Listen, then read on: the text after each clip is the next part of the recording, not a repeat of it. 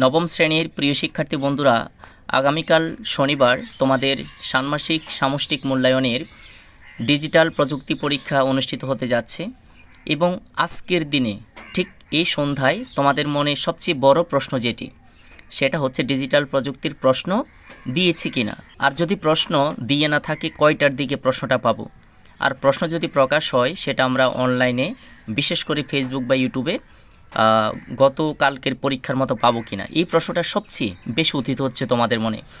তো এখন এই ভিডিওর মাধ্যমে আমি প্রত্যেকটা প্রশ্নের উত্তর ক্লিয়ার করে দিচ্ছি। প্রিয় শিক্ষার্থী বন্ধুরা, তোমরা গতকালকে যখন ইতিহাস ও সামাজিক বিজ্ঞান পরীক্ষাটা দিয়েছো, তোমরা অনলাইনে অনেকেই কিন্তু প্রশ্নপত্রটা পরীক্ষার আগের রাতে হাতে পেয়েছো, কিন্তু ডিজিটাল প্রযুক্তি বিষয়ের প্রশ্নপত্র পরীক্ষার আগের রাতে তোমরা পাবা কিনা।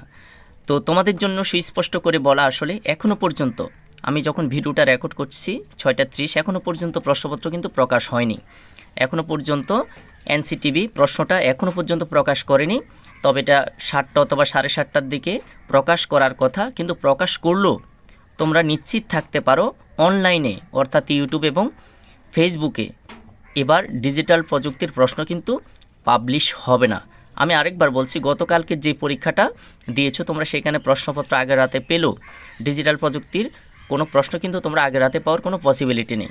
তোমরা ইউটিউবে তারপর অনেক প্রশ্ন দেখছো, এই প্রশ্নপত্রগুলো আসলে এনসিটিভি কর্তৃক প্রকাশিত প্রশ্নপত্র নয়, এগুলো জাস্ট বিভিন্ন শিক্ষক এবং অনলাইন প্ল্যাটফর্মগুলো তারা তাদের নিজের আইডিয়া অথবা ছেলেমেয়েদের সাজেশন আকারে মূলত প্রশ্নপত্রটা প্রকাশ করছে এবং নিজেদের মন গড়া প্রশ্নপত্র।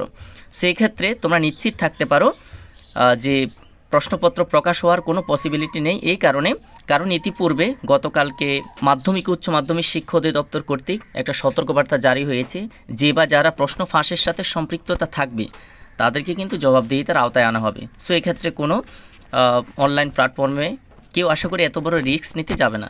তো তোমাদের এখন এই মুহূর্তে করণীয় কী?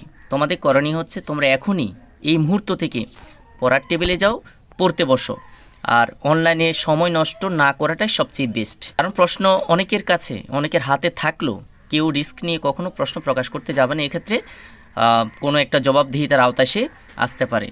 আর তোমরা কি পড়বা, ডিজিটাল প্রযুক্তি বিষয়ের কোন কোন বিষয়গুলো পড়বা, কোন কোন অধ্যায় পড়বা, সেটা নিয়ে আমাদের আগের একটা ভিডিও আছে, সেটা এই ভিডিও ডিসক্রিপশন বক্সে আমি দিয়ে দেওয়ার চেষ্টা করব। তোমরা সেই ভিডিওতে ক্লিক করে জেনে নাও কি পড়া উচিত আজকের রাতে।